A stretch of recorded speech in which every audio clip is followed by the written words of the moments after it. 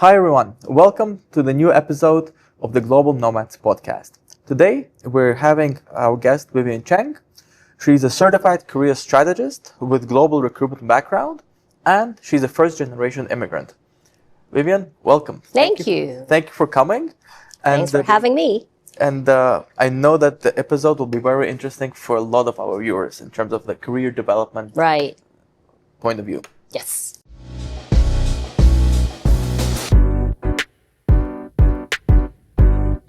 So let's start with, because you mentioned that you're a first generation immigrant. So let's start quickly with your immigration journey. Right. And how was it settling in for you?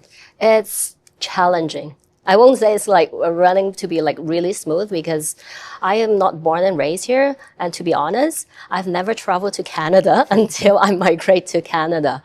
So I would say it's challenging, but I'm really grateful. There's a lot of people helping me out. I'm going to share some more context because I've been actively involved in some community, and those people were amazing in helping me to work on my career pivot. And yeah. So when you say career pivot, you were not a career coach before you moved here? Yeah, I am actually technology recruiter. I do fintech recruitment. So it's something that is really fast paced. I need to get the hidden gem in the market. I do global recruitment back in my hometown. So when I moved to Canada, I'm really grateful again because my first career as a recruitment consultant gave me exposure in knowing how North American market is hiring. What are their norms? What are the employers is looking for? And I noticed it's so different. It's like mind blow. Oh, it's another system compared to what I've been doing. So I am actually a person that I would like to work on journal. So I actually have my personal Instagram account and recording my immigrant journey. Yes. So eventually, because I will be sharing what are the mistakes that I've done. And people kind of like sending me direct message as in, oh, Vivian, how can you land it in a job here in Canada? What are your tips? So again, and then I will be like sharing my tips. So accumulating some more messages. And then I was thinking, oh, is there a occupation that can make it more like formal, professional, as in helping people to find a career here in Canada? So career coaching is the thing. So that's why, I put on a hat. I get a certifications as a certified career strategist, and that's how my career coach journey starts. That's very good. And I'll look at the camera here for a second because I want to tell our reviewers, for those who want to find out more about the tips that we've been sharing on her channel, we'll have the links to the Instagram below. So thank you. Oh, thank you so much for watching the podcast. I really appreciate you taking the time from your busy schedule to be with us today. And I would like to take this quick moment to say thank you to all the people who are helping me out. Sergey with the visuals, Angelica with the social media marketing, and Intrinsic Innovation for providing us with this beautiful space. All the necessary links are in the comments below. Don't forget to like, comment, share, and subscribe. It really helps the channel grow, so please spread the love. And I highly encourage you to watch the episode until the end because there's more interesting things that we'll be sharing today. Thank you. Let's go then in terms of the newcomers. Right. Because a lot of newcomers who come, they may have had great careers in their home country, but now being here, they feel stuck. And it could be different reasons why they feel stuck. But how would you help them settle professionally in Canada? Yes, definitely. Because most of us, I would say, finding a survival job, getting start to have the Canadian working experiences as a kickstart or the beginning point is really important. I would say we need to understand what are the priorities. Would it be okay? Because for some of their status, they have to accumulate some working hours in order to help them to kind of like changing the status into permanent residence or even like a citizenship. So if that's the case, maybe yes, finding a survival job first to gain the Canadian experiences portfolio on their resume. And the clients that you mentioned, okay, let's say they're in the phase 2. Yeah. They have already got their Canadian experience. So helping them to pivot back into the professional, it's challenging, but yet it's also very interesting because we have to kind of like motivating them again and to kind of like stimulate, hey, your passionate area, it's there. Let's go back. Yeah. And yeah. And how do you motivate them then? Right. I do have like personal assessment, and sometimes I make a joke with my friends as well. I treat myself as a psychologist, a doctor as well. I have to like making sure what is the root cause, because I do came across some of the experienced candidates. They were actually being struggled as in, should I go back to my profession? Because, okay, maybe like a couple of years already, they have been working on some other stuff, versus some of them are too experienced, as in they find that it's so difficult to go into the workforce, compete with the younger generation. So then that's the time that we have to talk to them and to understand what is the priority. What are the main things that can keep them to find a long-term career path here in Canada? I do assist some of the candidates. They say, hey, actually, I don't want to work anymore. I want to be my own boss. Yeah. So if that's the case, okay, finding the entrepreneurship opportunities for them might be one of the other options. Yeah. That makes a lot of sense, especially if you don't know your priorities and what you want. Yes. How can someone like you really help that person? So going deep and trying to unveil them first makes a lot of sense. And on that note, in terms of like age is definitely an issue for some people. Some people come here in university and it's easier for them to adapt. But some people like myself who moved here in their 30s, maybe in their 40s, and it's a bit more difficult to start from scratch. Right. One thing I found in Canada is it's easier to pivot even if you're older, because back home it would be, like you're 40, you're 50, like are you starting a new career at that age? Like it would be frowned upon, but here it's a little easier. But for the people who are a bit older than myself, for example, what would you suggest for them in terms of if they decide, okay, I'm too tired of what I have been doing before and I want to start something new? Yeah, go back to the most basic. Ask themselves as in what drives their passion. It could be something that is totally unrelated to their original profession. So I remember one of the clients, he's good in soccer, football in some sense. So yeah, but he was not working as a soccer player or like a soccer coach, because he was like just a general, like a white collar job from his hometown. But again, because here in Canada, he have a second thought is, actually, I would like to work on something that is soccer related. So then we can, dive in and see what are the opportunities that is within this scope of interest. Yeah. So it could be like as a soccer coach, or it could be an accountant, for example. Yeah, exactly. Like the soccer club will need an accountant anyways. Yes. Or a procurement person. With a threat, yes. Yeah, so there could be opportunities that you can find something. Exactly. Yeah. But that's kind of on the positive side. But on the negative side, in terms of some of the mistakes people make, what typical mistake do you see that people make when they're thinking about their career? Because, again, I don't want to focus on them looking for a job. I want to be like more long-term in terms of seeing their future career and what they will do in 5, 10 years, 15 years. Maybe instead of like pointing out the other's mistake, I will use my own mistakes because that will be, it's easier for me. Okay, so I did a mistake when I was finding a job here in Canada, because I do have a mindset as in, let's start with something basic. Let's apply for administrative work. And you know what? I do see there's, this is like a stereotype of newcomer, because when I was working on the career coaching, there are a lot of like professional just came and say, that's okay, just find me like an office administration job. I can just do a receptionist. Okay, don't put me wrong. I'm not saying those are not like a good profession. What I'm trying to highlight is they actually lowball themselves. They were just finding a job as in, okay, maybe part of, or let's say on the checklist, one of the item on the checklist as in, they can transfer it as to, as an entry-level job. Yeah. Yeah. So don't underestimate yourself. And you know what? Fun fact is, there's a statistics. Let's say I applied 10 jobs in the office administration job, 10 as a recruiter, 10 as a business development. And given that my background is a recruiter, I actually only got an interview invite that is from the recruitment application. So see, this is the thing. I mean, you don't have to be like struggle as in finding other role that you might not be 100%. Yeah, just remember your strength. Don't downplay Exactly. yourself. And actually, that's a very good point, because when I moved here, a lot of people gave me the same advice in terms of, you will have to start a career from scratch.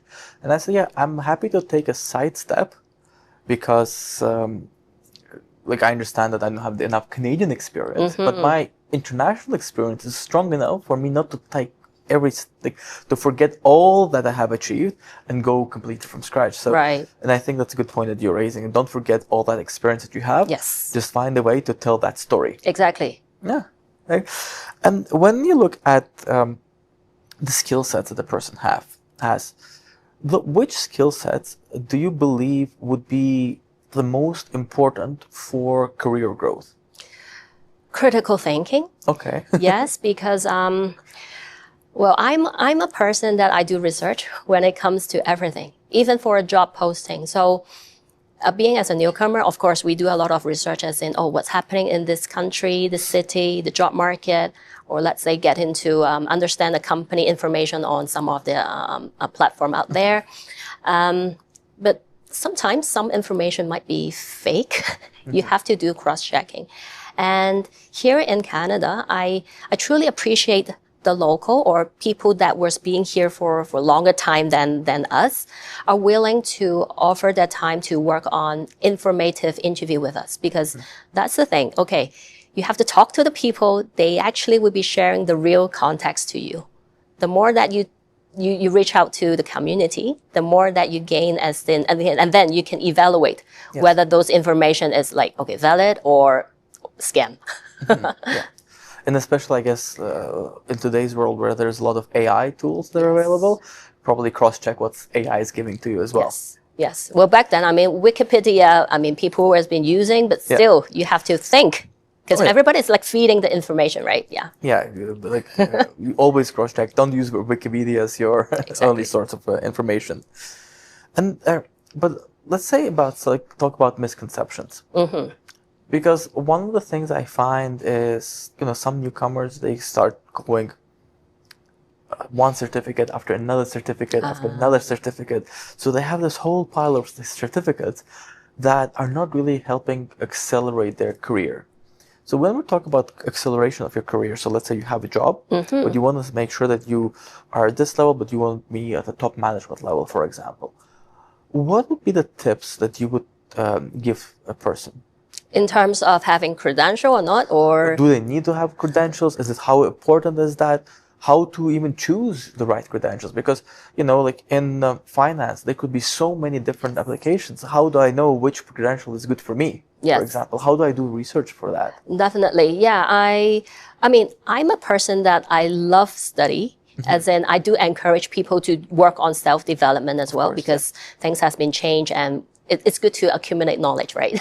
Yeah. But then when we look into the credential, find the organization that works with this destination that is reputable, first of all. And when I look into the research, I will look into how many people were actually having that credential. Because again, it's just like a brand. Yeah. The more people using that, it seems to be the market is needing this kind of skill set of people. Yeah. On recruiter, or let's say a career coach perspective, when we look into the job description. So for example, ABC company is looking for an accountant. So look into the job description and see what are the requirement. Compared to another 1, 2, 3 company, would they be looking for similar credential as well? If the answer is yes, that means yes, this is a sign that you should put your effort in getting that certificates. But I would say practical experiences speaks louder than credential. I do came across with some clients, they are having really high education, as in a couple of master or PhD, but when it comes to interpersonal skills, they are not that good in storytelling. So when it comes to interview, it's so hard for them to persuade their potential employer as in, okay, this is a person that can, let's say, sell the product or be the brand of that company. Yeah. So yeah, that's my point of view. And let's say to continue on the subject of selling yourself, Yeah. because you are a product essentially. If you look at that, like it may sound very bad, but you are a product that you want other people to see the benefit that you're offering for the organization. Right.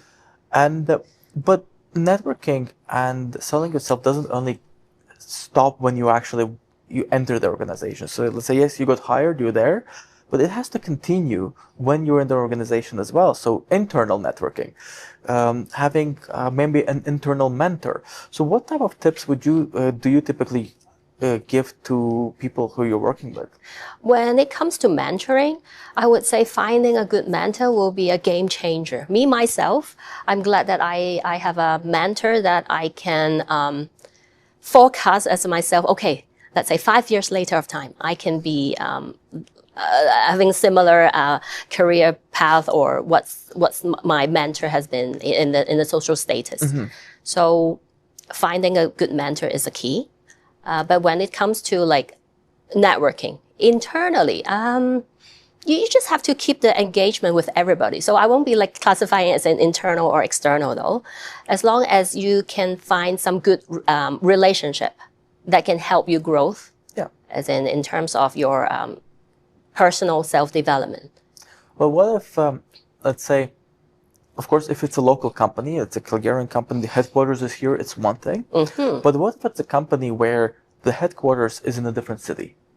So you're in a smaller office. You can only network with so many people here. Right. But all of the top management actually sits, let's say, in Toronto, or like you would see in a lot of the banks, for example. Yeah. Or in some other city. So how do you do that networking there? How do you find people who would champion you to get to the next role? Because it's important to have those champions that would say, that would advocate on your behalf internally as well. Okay, so for example, if that's the setting, to be honest, if I do know that person in a working relationship, I no doubt just adding on a LinkedIn. Okay. It's just like, okay, get the connections virtually first.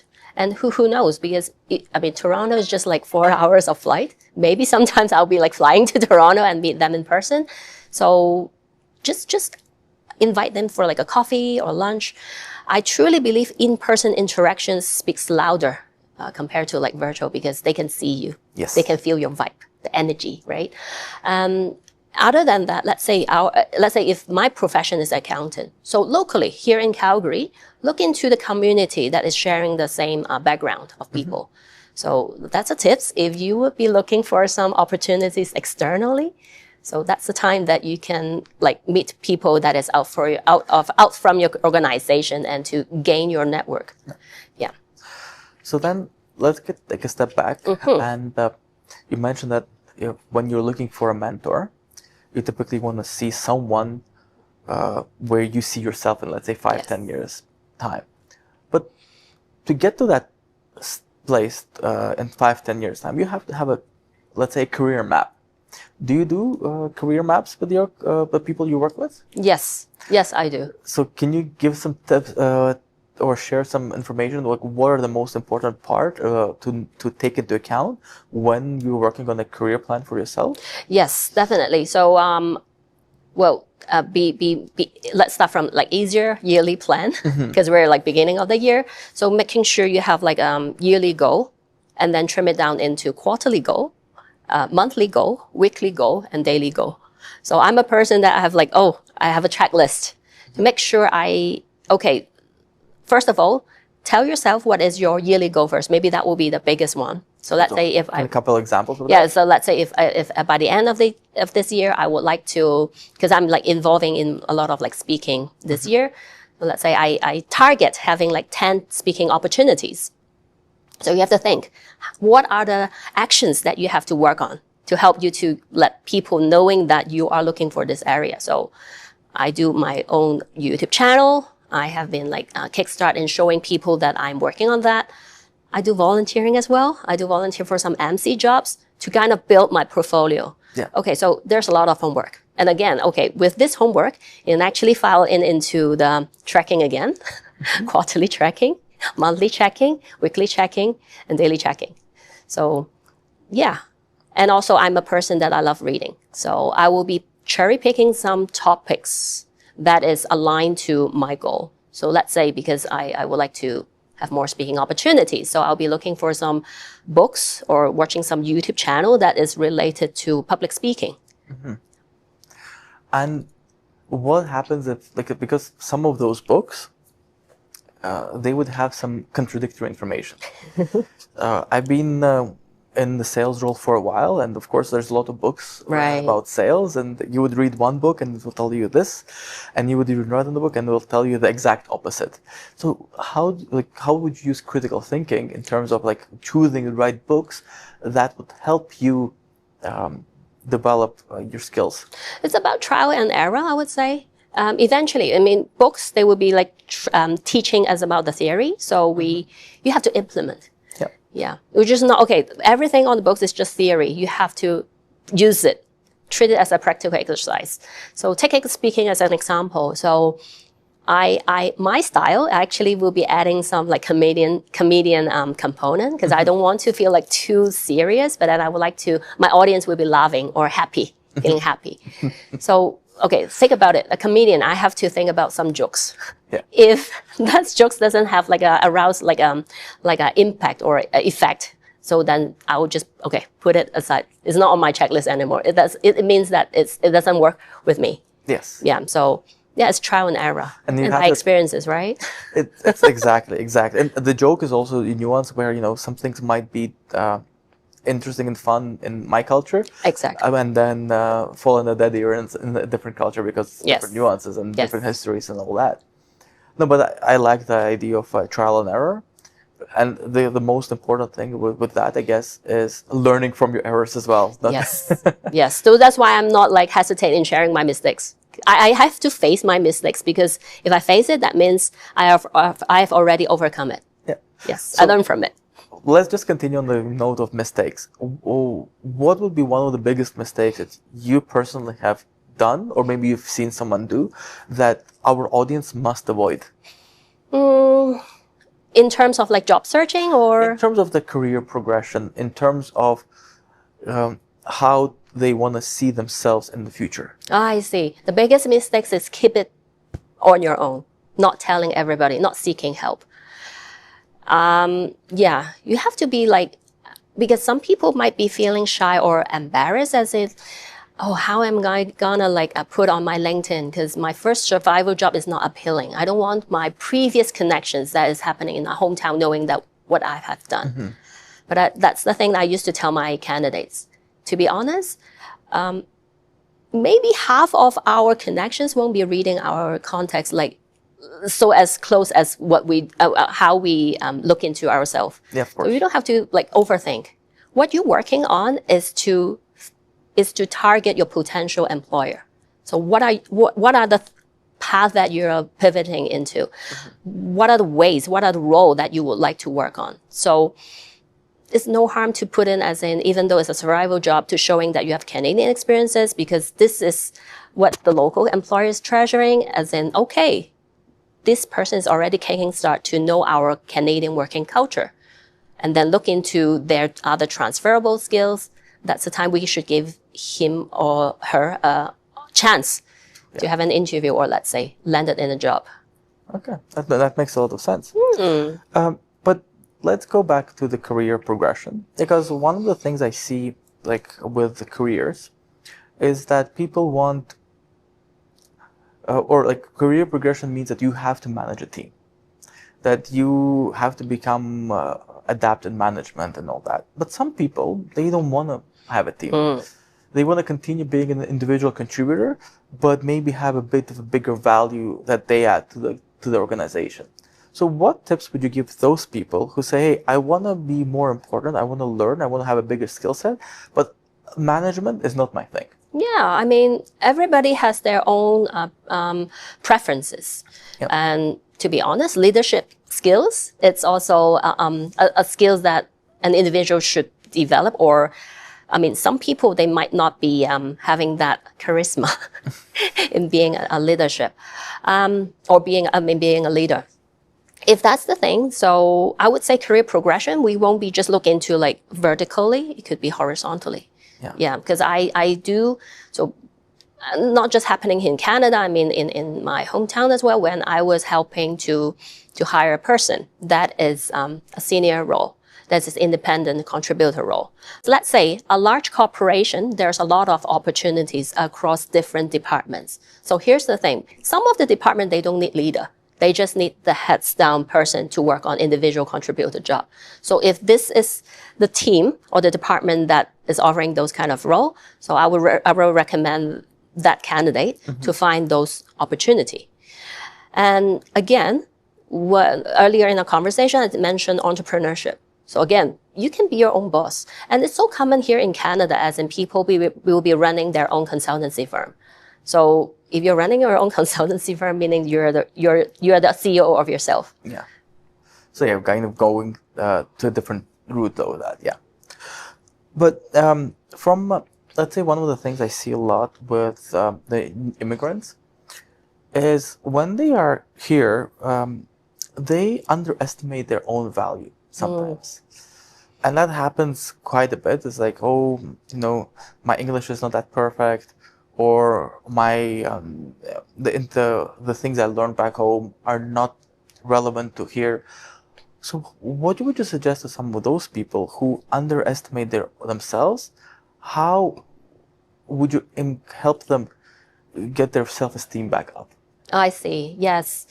This is a very good question, because I would say 80% of my client, we were born and raised in a humble culture, quiet culture. Yes. So we would just say, if we're doing something great, we would just say humbly saying thank you, and then without any other action. But here in North American market, it's different. We have to showcase it. We have to put it in our appreciation box. Tell it on LinkedIn saying, yes, this is how amazing I have done. It's about culture. So in order to kind of say, okay, you have to adopt that kind of skills, I would say just treat it as a habit. Yeah, just twist it a bit. Okay, this is the equation. This is how we have to do as to let people know that your presence. Because here's the thing, if we are feeling like lack of confidence, usually it's because you feel like, oh, I don't have a value. But again, if you practice yourself, okay, even though it's like a simple kudo on a Teams message from your client or from your internal coworker, screenshot it, put it in your appreciation box. Remind yourself whenever you feel like, underestimate yourself, or am I doing something good? Remind yourself, look into it. And I like that because I find that the year is long. So if you did something great in January, February, you may forget about it by the time it's August, September, October. Oh, that's the appraisal period. Yeah. Yes. So it's always good, to your point, to have, like, I use an Excel sheet, for example, but some key points that I utilize. So it's always good to have that from that perspective. So you can go back and say, okay, this is actually what I've done, and praise yourself for that. Yes. It helps with the appraisal at the end of the year too. Oh, I like that. But in terms of, sometimes I find there's a difference nuance where you are actually looking for a job.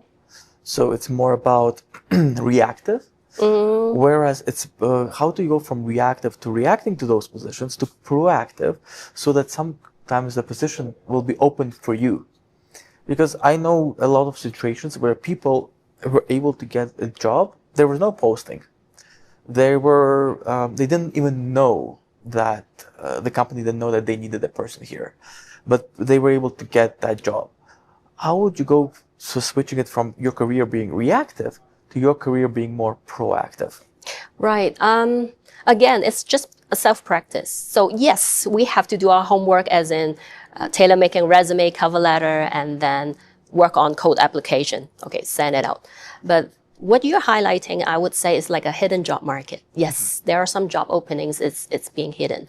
And to be honest, when I put on my recruiter hat, so I remember I used to put this as an example. So I would do the door knocking virtually. Yeah. to tell the company, actually, there's a demand of your team. You need this new position open, and I got a person for you. So I actually turned this approach, or turned this exercise in guiding my candidates, as in, think about it. You have your talent, you have your strength.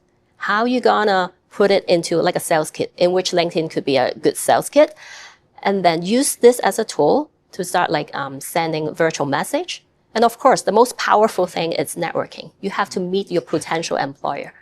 Just meet and greet. showing up frequently to make sure they recognize you. And again, work on LinkedIn journaling about how amazing you are, what are you working on, and eventually, there's a magic. When you're working on this in a pace, and I do see a momentum. Even me myself, I do receive projects that is from like a hidden note. Yeah. It's just a person that say, Vivian, I know you're working on this area. Let's collaborate. So sometimes when you see, let's say, to some people like they're looking and say, okay, I saw an article about this company entering, let's say, a new market. And you say, hey, I'm actually from that market. Maybe there's opportunities for me to come and help you prepare to enter that market. Or maybe you could say, I read about your company and I see you have a weakness in this aspect. I'm very strong in this particular thing. Maybe there's opportunities for me to come and help you. And I guess it would be the same thing if you're a consultant that you're looking for additional business. Yes. And I would like to put an add-on on this because when we talk about like networking or let's say inviting for a coffee chat, it's as long as that person say a yes to you, this is a time that you should start gaining that relationship with that person. Mm-hmm. Of course, sometimes it's not just, relationship building, it's nothing, no magical happens on day one. Yes. If that's the thing, that's miracle. Mm-hmm. But then building the relationship, just for example, let's say this is our first collaboration, Sam. So who knows, maybe like a couple of months later, there's like a bigger collaboration happens. Of course. Yeah. So this is one of the things that I used to encourage my client as in, don't be afraid. Just talk, connect first, talk first. Yeah. And actually that's a very good segue because my next question was actually about fear. Because I wanted to say sometimes, of course there's sometimes people, they are afraid of being successful, but that's something different. Like I've seen those type of people and I would suggest them to go not to a career coach, but more to a psychologist. Yes. And see why they are afraid of being successful. Yes. But then for the clients that have fears that they would bring up to yourself in terms of how they can position themselves, how they can develop themselves. What fears do you see that their clients come to you? Well, you actually do a very good highlighting, a psychologist, right? So career coach is a role that blended as in recruiter, career guidance, psychologist, doctor, and also counselor. Mm-hmm. So we have to make sure if the root cause is about emotion. Because if that's the thing, I'm not the best person that are able to solve the problem. Yes, I might be referring that person to find a psychologist. So, but basically, if that's just the fear, I'm a person that I love ask questions. Mm-hmm. By asking questions, because we have to understand what's the main root cause. Yes. So, take an example. I do have a client telling me, I have no idea why I don't land a job. I got multiple interviews. Mm-hmm. And he does not know what's happened. So I would say, let's set up a mock interview with me. So by having that session with him, and then I find the root cause. It's about the wording, how they answer the questions. So I'm going to share tips to your audience. That would be amazing. Yes, please. Because majority of us, when we are answering during the interview, we love to share the answers in theory.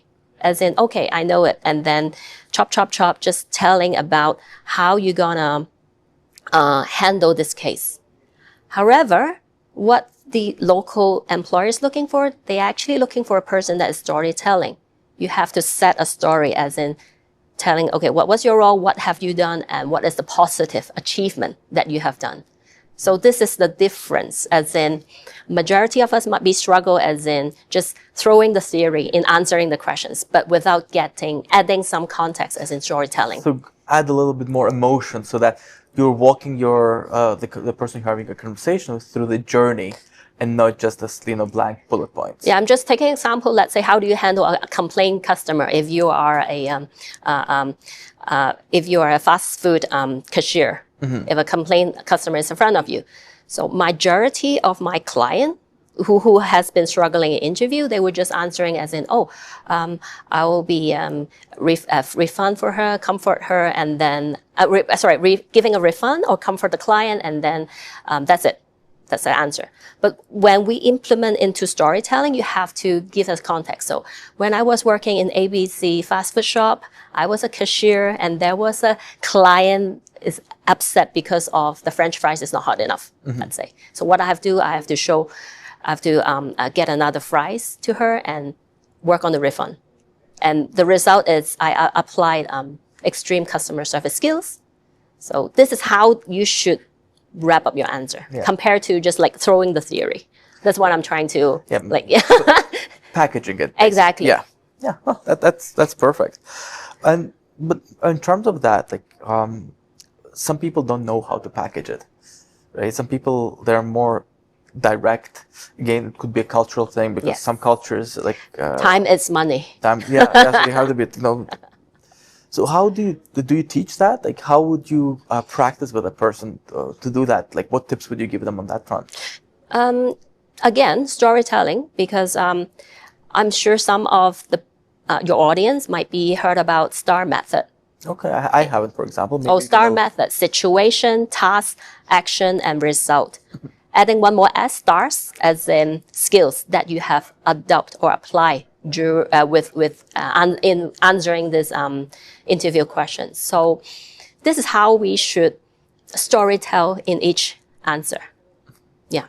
Okay, that's good. That's a very good tip. That's going to be a video on its own. Nice. And let's talk a little bit about leadership now. Because again, as I mentioned, a lot of the time, if you're talking about career progression, right, you are looking at leadership roles. And for someone who hasn't had that experience, like in terms of leading a team, maybe it's the first team that they're going to lead. Maybe they're always been just individual contributor.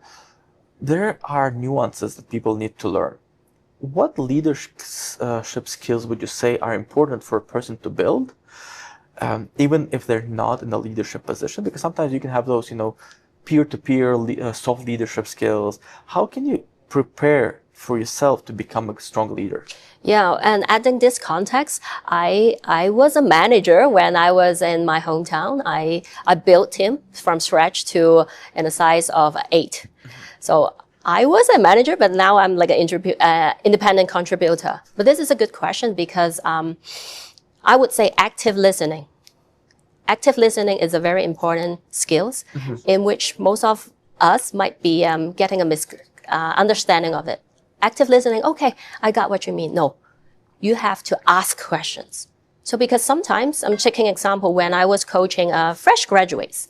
So he or she might be saying, okay, I'm totally clear about your instructions. But when you get into in-depth in asking, oh, so apart from this job, apart from this task, what else can you think of? Or let's say if you be finishing this task, what's next? You have to add some like stimulation to see if they will be open and telling you more. Because again, most of us, we're passive. Yeah. Okay, I will do things in order.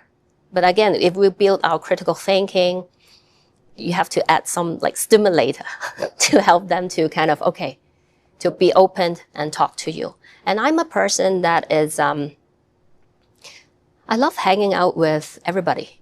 As in, I'm open-minded. Yeah. I would also open to listen to the feedback from my peers or even from the teammates that I'm managing. Because sometimes, I am experiences, but of course, I do have blind spot as well, right? Of course. So I would recommend the leadership to having some like team building. Sometimes it's not just like work related, because the real personality, you can actually being observed during non-office hour. Oh, how do this person's acting when is like having a good meal with them, or let's say just like heading at the pub, having a drink. Kind of in their real life. Exactly, because kind of relaxed, they will be sharing more about themselves. Yeah. And what about motivating people? So if you're in a leadership position, you have to be able to motivate people as well. And what tips would you give to someone who has never motivated anyone? Like, of course, especially let's say if you have kids, the way you would motivate a kid is probably a bit different than when you would motivate an employee.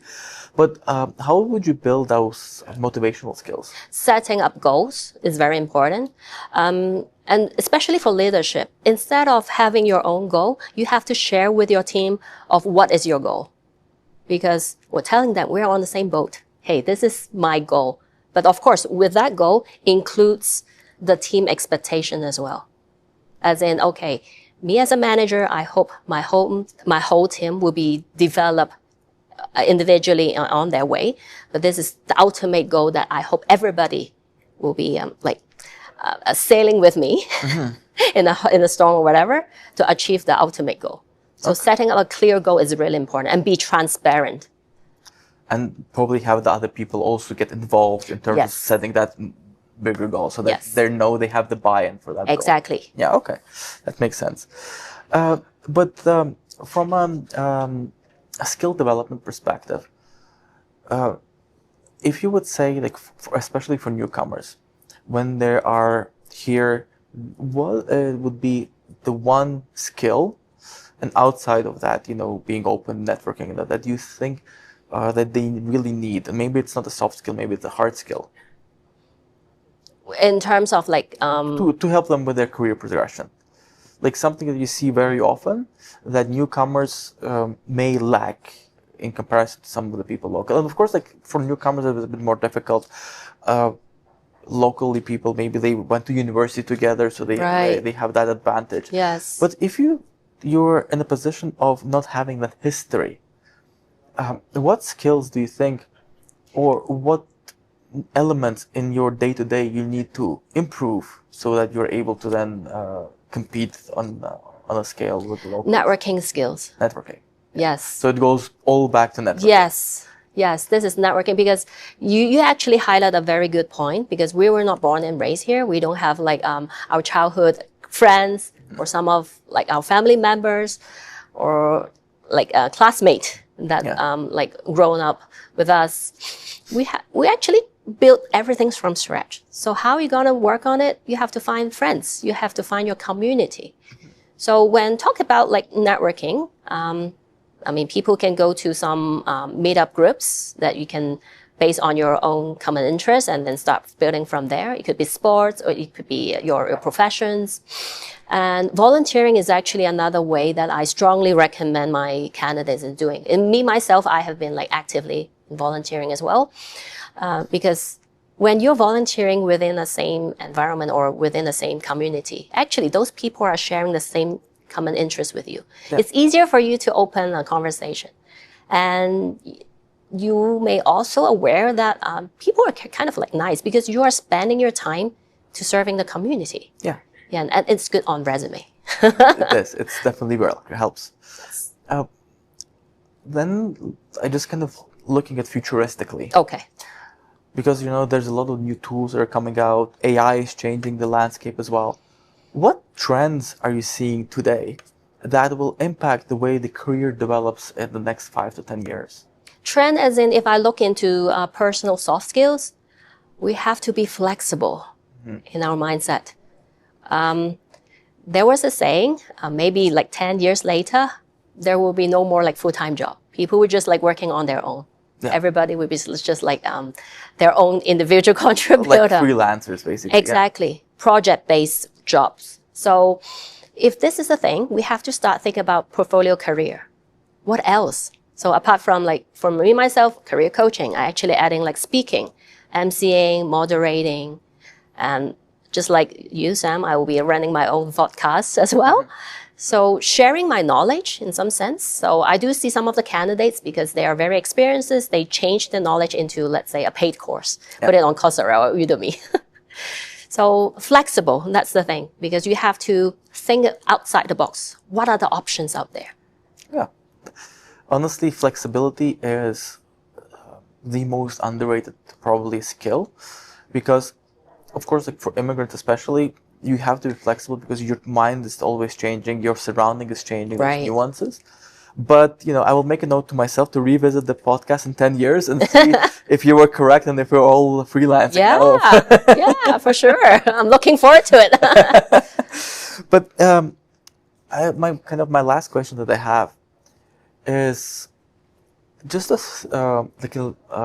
something that, if you believe the person listening to this episode, yes, if they were to listen to this whole episode and they say, okay, this is the 1 or 2 things that are the most important things for them to ingrain in themselves and make it a habit, make it the part of their day-to-day life, what would that be? Be thankful and work on some self-reflection every day.